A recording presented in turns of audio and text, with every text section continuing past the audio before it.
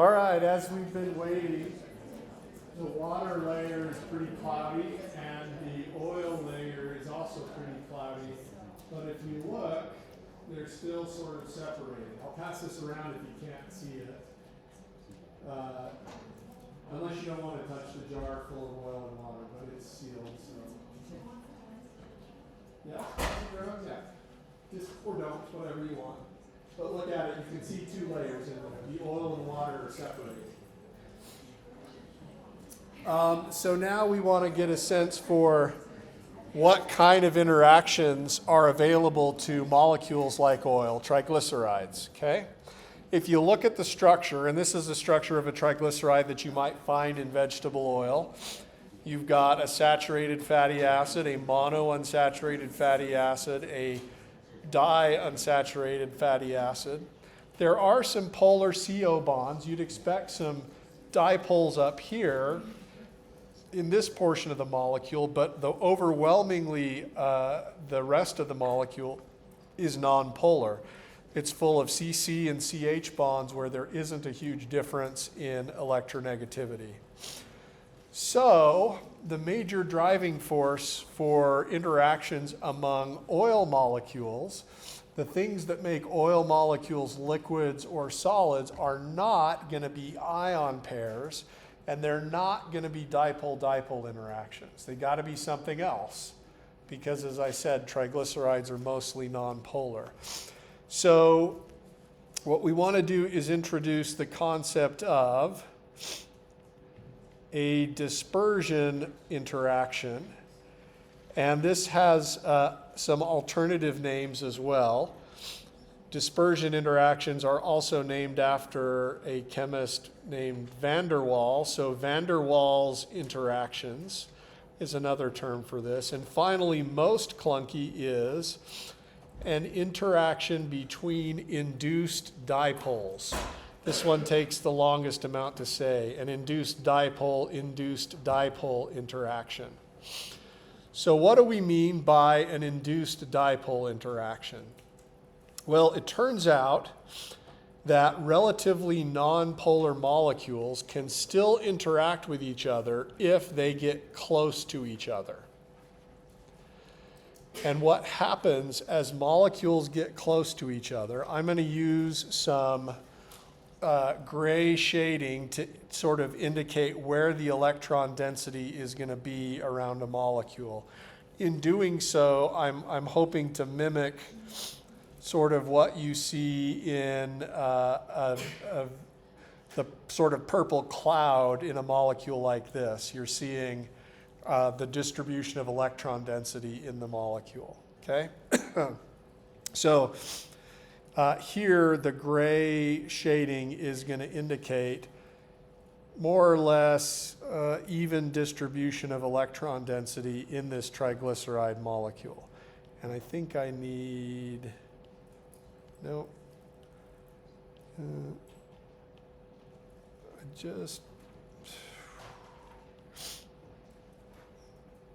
there we go. All right, better. So gray is just going to be the electron density of the chains in this molecule, all right? And as one triglyceride, and gray indicates that there's more or less an even distribution of electron density, especially in the fatty acid chains. You might expect the oxygens to be somewhat partially negatively charged, which will highlight those in red for portions of the molecule that have partial negative charge. But for the most part, and you might expect some of the carbons, will highlight them in blue to have slightly partial positive charges on them because they're bonded to electronegative atoms. But for the most part, the molecule's pretty nonpolar. What will happen as one molecule approaches another is the electrons will adjust their distribution to provide a temporarily complementary interaction. Yes? Yep, we're recording. Thank you. Got it. So what I mean by that is as the molecules approach each other, the electrons in one molecule will lean away, and the electrons in the other molecule will lean toward. Meaning, for example, if this surface of the molecule, if the electrons in that molecule start to lean towards the other molecule, then this side of the molecule ends up with a lot of tiny delta minuses. This is transient, it is temporary, it's instantaneous, and it fluctuates and shifts all the time. We're just looking at a snapshot of these two molecules approaching each other, and the closer they approach to each other, and the more they are in contact with each other, the more they have complementary interactions at the surface. So the important thing about these van der Waals or dispersion interactions is they are temporary, they are transient, and they fluctuate from plus to minus. I'm only showing you one snapshot, but in the next instant it might be this side of the molecule that has a plus side and this side of the other molecule that has a minus side. That's a concept that's kind of hard to imagine. You're like, what business do electrons have just deciding to lean? What makes them lean? The answer really has to do with quantum mechanics, and so it's kind of hard to explain in a way that doesn't involve a huge amount of math. But the idea is that because electrons repel each other, when molecules get close to each other, they coordinate the motion of their electrons to avoid repulsion.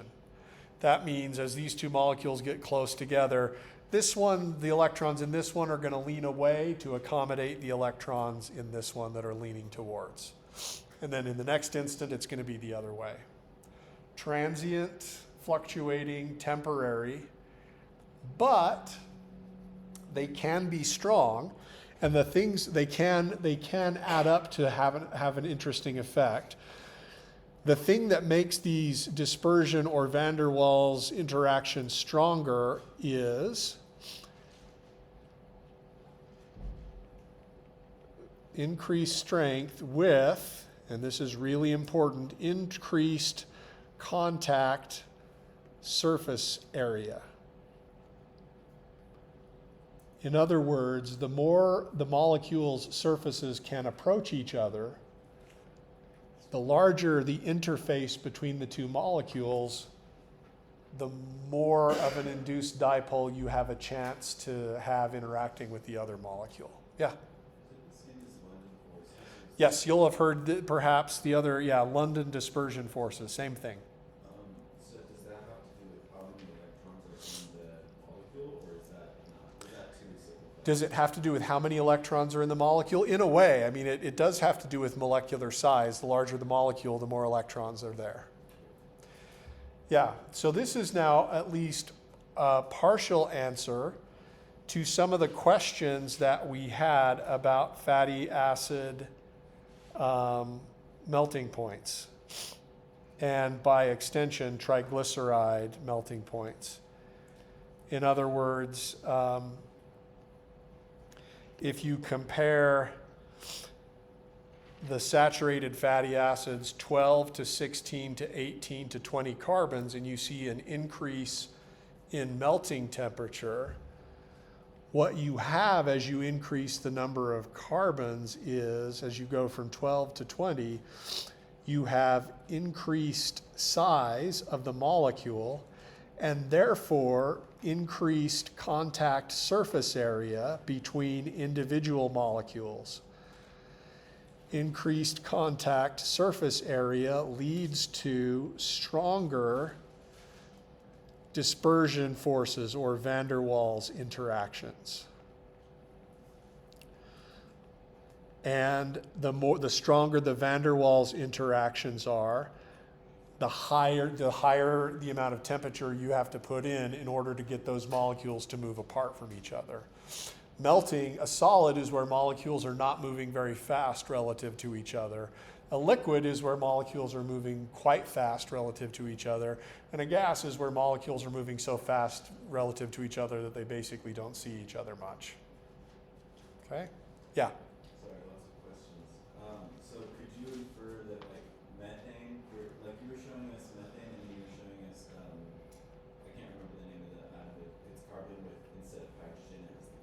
Yeah. into it. And there's no like dipole interaction. It's like It's nonpolar. it's non-polar. But would that one have stronger London forces contributed? Yes, you would expect carbon tetrachloride versus methane. I mean, both are nonpolar. But as you've rightly predicted, the chlorines have more electrons and are bigger in size than the hydrogens. So carbon tetrachloride is a liquid, whereas methane's a gas. And it's because of the van der Waals interactions, or the dispersion forces. Okay, and so like a triglyceride is slightly polar, but that has much less of an effect on its like intermolecular force like interactions. Yeah. It has much less of an effect than the actual size of the molecule. I'm sorry, I got the statement about triglycerides being mostly nonpolar, but I missed what the question was. If like the fact that it's slightly polar has almost no effect on it, right? It's mostly Right, it is mostly, even though it's got a slightly polar side to it, it's mostly just nonpolar. And of course, when comparing one triglyceride to another, they all have this identical sort of head group. They just have different tails. So you can see as contact surface area goes up, melting point goes up. All right, now, what's the deal with the pi bonds? What does that do? First of all, remind me what happens in carbon chains with no double bonds. Can we rotate around single bonds? Yeah. So molecules that are saturated fatty acids are able to adjust their conformations by rotation around carbon-carbon bonds to maximize contact surface area. In contrast, you cannot rotate around carbon-carbon pi bonds. And that means that carbon chains with pi bonds in them can't really approach as close to each other as carbon chains without pi bonds in them. So as an example, let's just draw a saturated fatty acid. We'll put an R group there, and we'll say that that R group is in a triglyceride. We're just going to draw one of these fatty acids. Let's make it 2, 4, 6, 8, 10, 12, 14, 16, 18.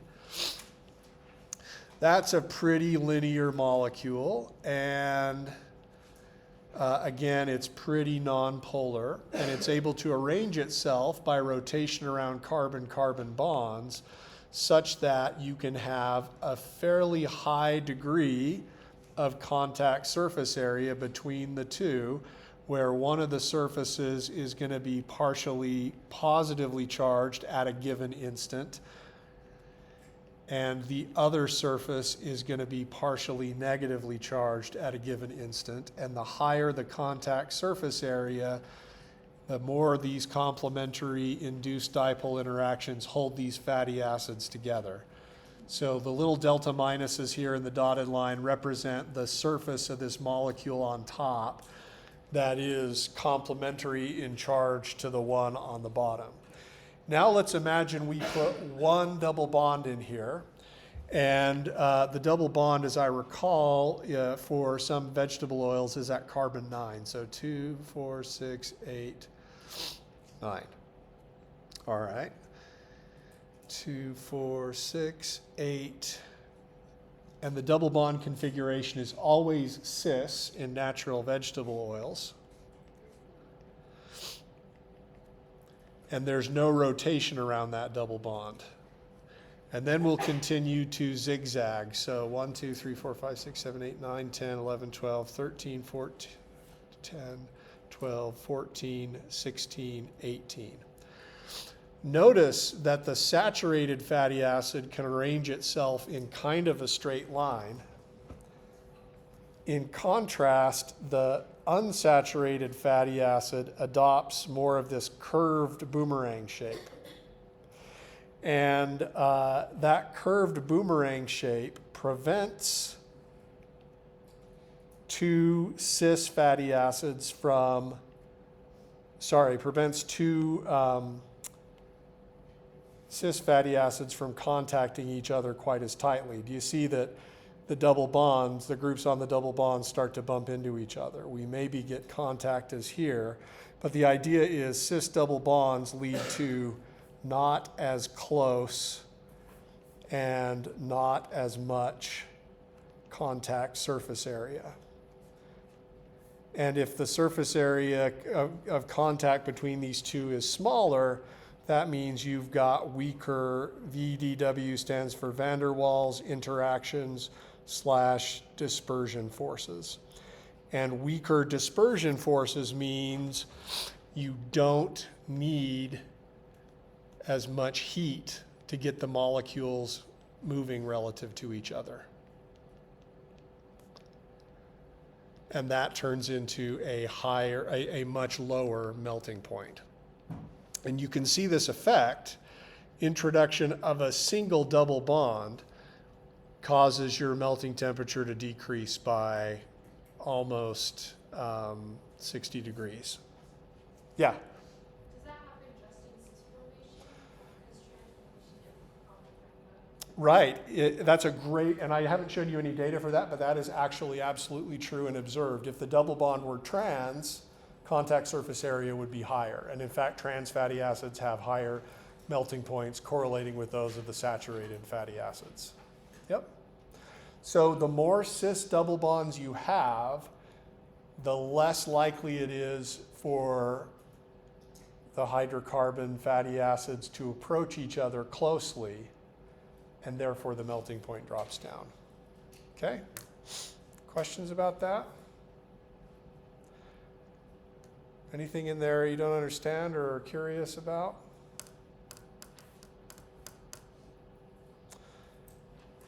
Try, and I think your problem set asks you to do this, which of these is likely a liquid, which of these is likely a solid, and explain why. And explaining why is a really good way to see how well you understand something. If you understand it, you ought to be able to explain it in probably just a couple of sentences. If you find yourself writing a novel, probably need to get the understanding a little bit better. And I'm happy to help you with that, and the TAs are as well. Okay, let's go back to our jar. Is our jar over there? How's it looking? Just great. I mean, it's still kind of cloudy, but I can see the two layers. All right, nobody wants to, you can't drink this because it's specifically set on the water tab not to drink this, but you wouldn't really want to anyway. Okay, we need to talk about why oil and water don't mix. This is a hard one. This is going to stretch your brain. We're going to talk about something called the hydrophobic effect. What kinds of interactions that we've just discussed hold the oil molecules together? London dispersion forces, van der Waals interactions. Those interactions individually are weak, but they can be strong enough to make the oil molecule a liquid. What kinds of interactions hold water molecules together in a liquid? Hydrogen bonding. Hydrogen bonding is generally stronger than van der Waals or London dispersion forces. So if the interactions in the oil are weak, why can't water replace them? And why is it so bad for an oil molecule to be dissolved in water? All right. This question leads to an important conclusion that's at the heart of a ton of biology. The answer to this question is going to tell you ultimately why your proteins adopt the shapes that they do. The answer to this question is going to tell you why your cells have membranes around them. The answer to this question is going to also tell you why your body needs lipoprotein particles like HDL and LDL to carry cholesterol around. Ultimately, it's going to tell you a little bit about how heart attacks happen with plaque buildup in arteries. Understanding the hydrophobic effect is really key to understanding a lot of biology. So, I've shown you a close-up picture of what the interaction between water molecules looks like. I've shown you a close-up picture about what the interaction between nonpolar molecules in, say, oil looks like. Now we want to hypothesize what would happen if we dissolved an oil molecule in water. And why is that so bad relative to having all the oil molecules by themselves and all the water molecules by themselves? Okay?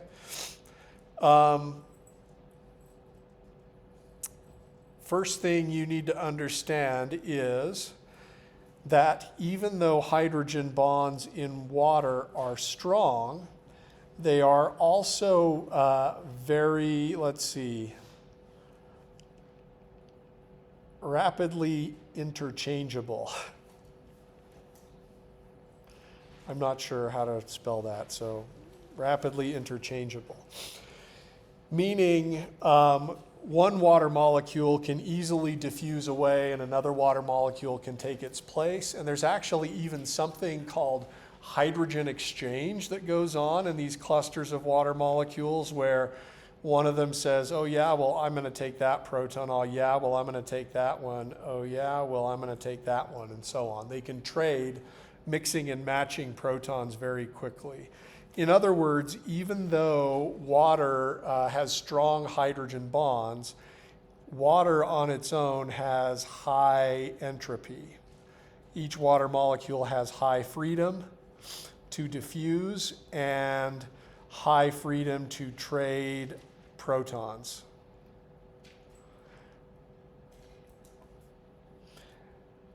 Similarly, in oil, van der Waals interactions hold the molecules together, but the oil molecules are free to move around. Now let's imagine what happens when you take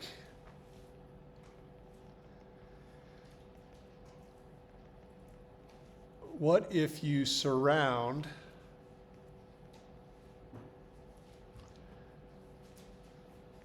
an oil molecule with water? So we'll just focus on the hydrocarbon tail of the oil. I won't draw the whole thing. Let's just imagine 2, 4, 6, 8. What I've drawn here is gasoline. If I kept going, we would have diesel, but that's good enough. Here's its nonpolar surface area. Now, when water molecules are all on their own, each water molecule in the water is maximally hydrogen bound to other water molecules. I said each water is hydrogen bound to two other, each oxygen is covalently bound to 2 hydrogens and non-covalently interacting with 2 other hydrogens. But once you put the oil molecule in the vicinity of water, the waters that are immediately surrounding the oil molecule have a chunk of space where they can't hydrogen bond with anything anymore, right? This oxygen that is as close as possible to this hydrocarbon, it's not hydrogen bonding with the hydrocarbon, it can't. So this oxygen has really lost a hydrogen bond relative to the way it would have been if the oil molecule weren't there, okay? So dissolving the oil molecule in water takes up space that would have been occupied by other water molecules and decreases the chances for the water immediately surrounding the hydrocarbon to hydrogen bond. As a result, the individual hydrogen bonds between water molecules get stronger. So what you end up with in the immediate surroundings of a nonpolar molecule in water, is a chain of water molecules that are holding on to each other for dear life. The reason they're doing that is they used to be maximally hydrogen bound, but now the oil molecule is taking up space where other water molecules used to be, and that's limiting the ability of the water molecules to hydrogen bond with each other. To compensate, their remaining hydrogen bonds get stronger. Man, I could draw all day. Do you guys get the point? Okay. Can I just do this and you'll understand what I'm talking about? Okay. What we've drawn here is what some people call an ice-like cage of water molecules immediately surrounding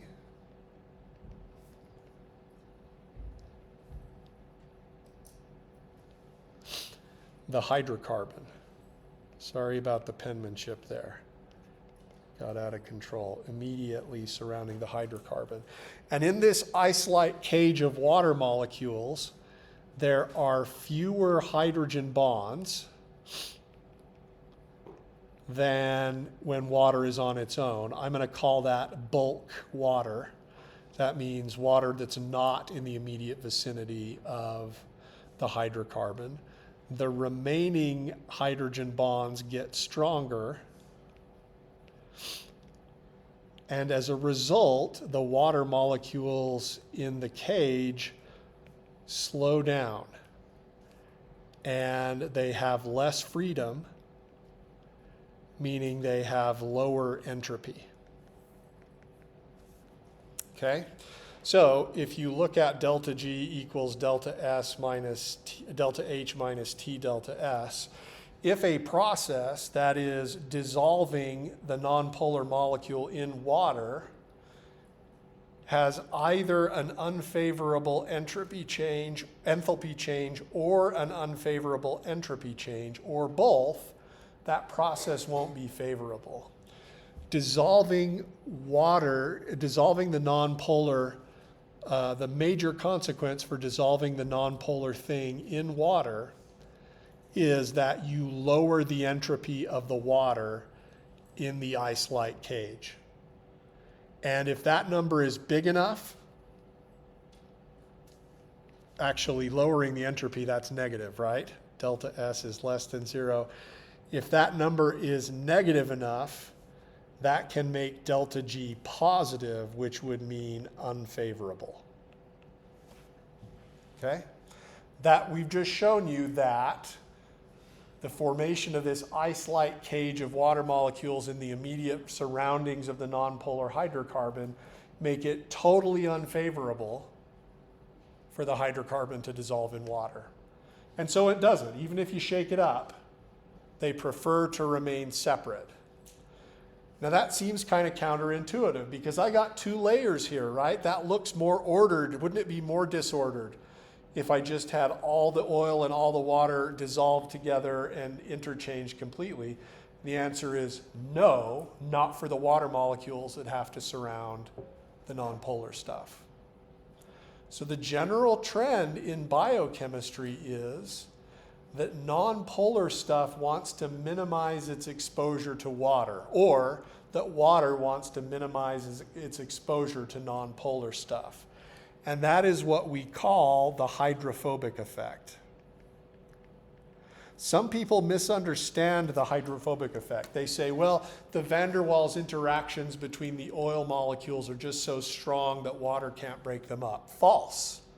Van der Waals interactions are relatively weak. The big effect is if you dissolve the oil molecule in water, the water that immediately surrounds the oil molecule has to slow down and lose a lot of entropy to form this ice-like cage, and it's just better if the two don't mix. Okay? Questions about that?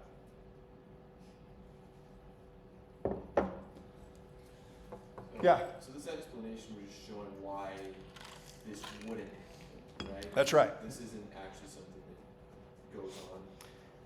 This is, yeah, what we're doing is explaining why it wouldn't happen, why it doesn't happen. Good. Others? Yeah. We need to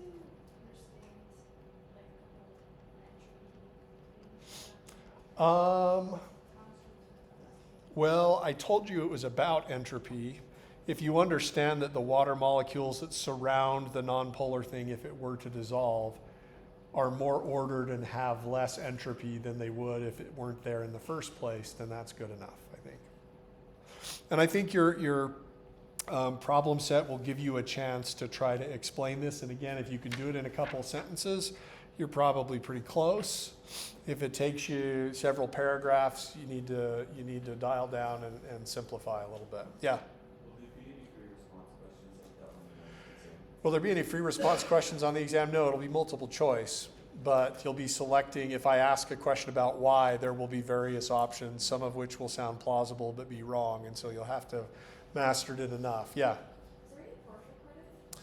Yeah, sometimes. Is there any partial credit on a multiple choice exam? Yes, in fact, it's quite easy for me to award partial credit, and I can do so for every person in the class, not just those intrepid souls that come to my office and argue with me. So it benefits everybody. It's also done consistently across the class, and it happens instantaneously. So, all right. So when you have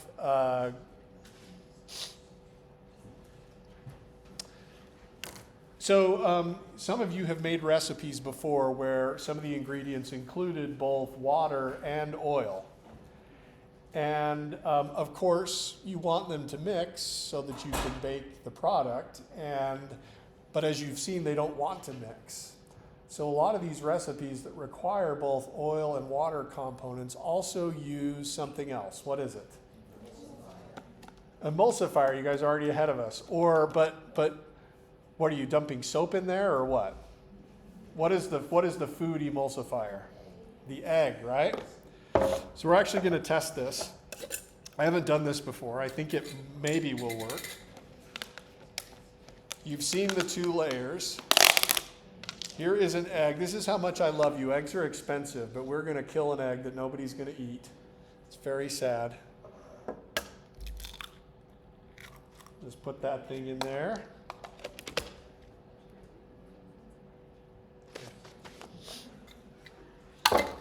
And now we're going to shake it up again and see what happens. So you include eggs in recipes because they are emulsifiers. And we need to talk about how that works. But we're first going to see the main effect of an emulsifier, which should be that the oil and the water mix better than they did before. So that'll be our hypothesis. We put the egg in, we shook it up really good, and now we're going to see if it separates out. I mean, what we've sort of made here looks a fair bit like mayo. And actually, that's what mayo is, right? Oil, water, maybe a little bit of vinegar, and then egg. We'll see if it separates out. I haven't actually tried this, but it's looking pretty promising. We'll give it some time. All right, so an emulsifier can cause polar and non-polar things to mix together. How on earth does that work? You've actually encountered emulsifiers before in multiple contexts, not just eggs, but also soap. So if you get something greasy on your hands and you want to get it off, you put your hands under water and that does a whole lot for you, right? Okay, or if you've been working on an engine, if your hands are full of automobile grease, just rinsing off with water doesn't do anything. You need to use soap, and soap works. Well, we're going to learn today how soap works. The first soaps were actually generated from triglycerides. In fact, our ancestors used to do this. Perhaps as part of Come Follow Me, you've been hearing about the saints traveling to Kirtland under the directions of the Lord, and there Joseph Smith encounters Newell Whitney, the famous sort of story, Newell K. Whitney, thou art the man, I'm Joseph the prophet, you've prayed me here, now what do you want me to do? Newell K. Whitney was a pretty successful businessman. He knew how to turn ideas into money, and a lot of what he did was fantastic. In fact, he owned an ashery, which is, you can still go to Kirtland today and see the restored ashery. And this was this was pure money. He would take wood from farmers that were clearing their land, and he'd burn the wood, turn it into ash, pack it into a barrel, and sell it to Europeans for $50 a barrel. He was doing the farmers a favor by taking their wood, and then he was turning the wood into money. So he could get money on both ends. Now, why would Europeans want the ash? Well, it turns out that wood ash is fairly basic in character. It has a lot of potassium hydroxide in it. Another word for potassium hydroxide is lye. Have you ever heard about lye before? Okay. KOH, potassium hydroxide. We won't learn about this particular reaction today in any mechanistic detail, but if you expose the triglyceride, in this case it would have been animal fat. So I'm just going to erase the double bonds because it would be mostly saturated. And then you expose the ash, if you expose the triglyceride to the lye, this negatively charged OH minus is going to attack the pi star of these carbonyls, and that's going to ultimately lead to breaking the bond between this oxygen and this carbon. We haven't learned how to do that yet, and we don't have time to talk about that in any mechanistic level of detail today. But what that reaction does is what we will call a hydrolysis reaction. It releases the alcohol portion, the glycerol, the 3-carbon alcohol, sometimes called glycerin, and then you get 3 fatty acid carboxylates out. And so 2, 4, 6, 8, 10, 12, 14, 16, 18. I can't remember how many carbons these had, so we'll just pretend it was like 16. Okay? Now, the interesting thing about the fatty acid carboxylate, so again, stay tuned for this, I'm getting excited trying to talk and write at the same time, and it's causing trouble. We'll talk about this hydrolysis reaction later. That's going to come after the first exam, and you will understand what's going on there. The reaction is called a saponification, is another way to say hydrolysis reaction. Sapon, that comes from a word for soap. This is the soap-making reaction because the fatty acid that you get from the triglyceride hydrolysis is a soap. Now, how does that work? Well, if you look at the fatty acid, it's got a long nonpolar tail, but it also has a permanently ionic head group.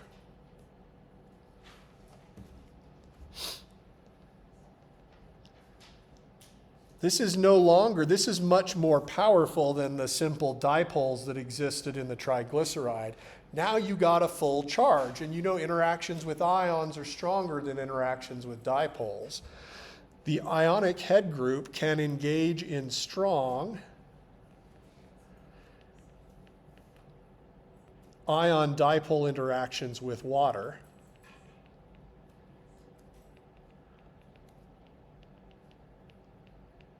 Whereas the nonpolar tail will want to avoid water because of the hydrophobic effect that we talked about above.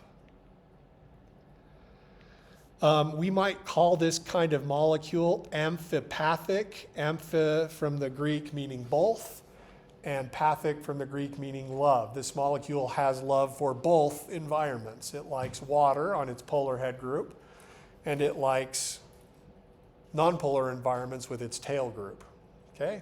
Now, how does this work as a soap? I don't like the gray zigzag that I drew. Too bad.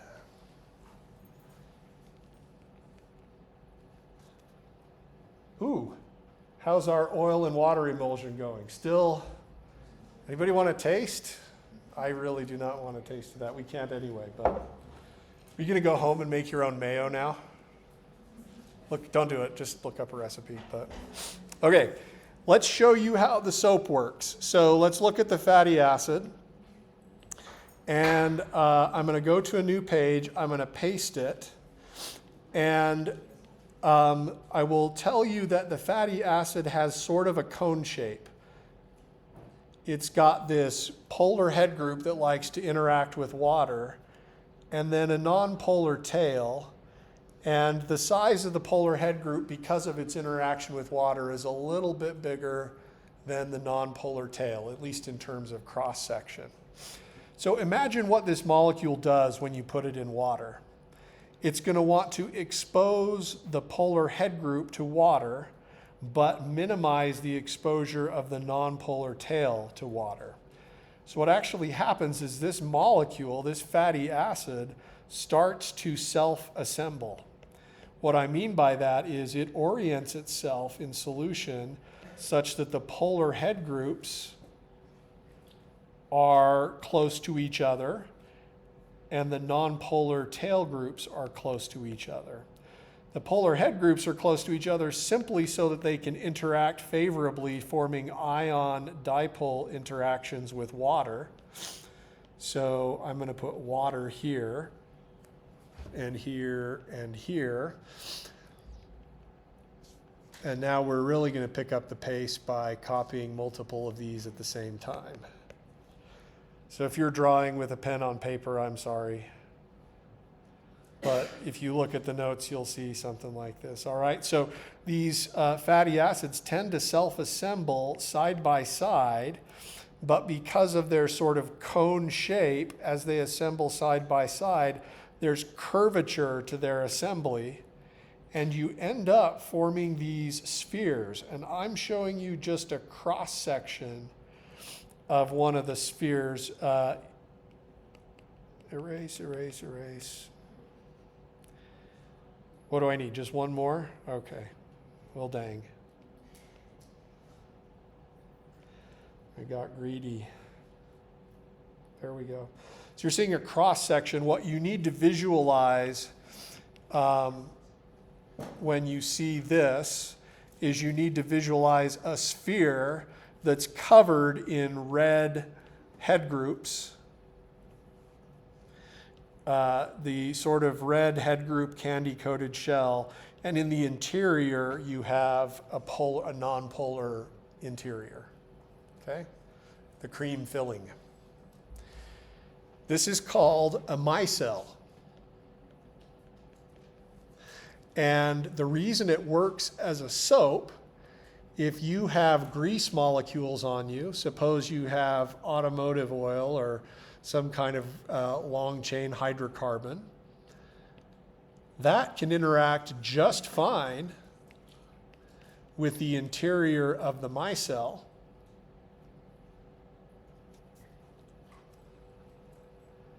And it gets to never see water. But the micelle is itself soluble in water, so the micelle serves as a carrier that just carries the nonpolar greasy stuff away. Yeah?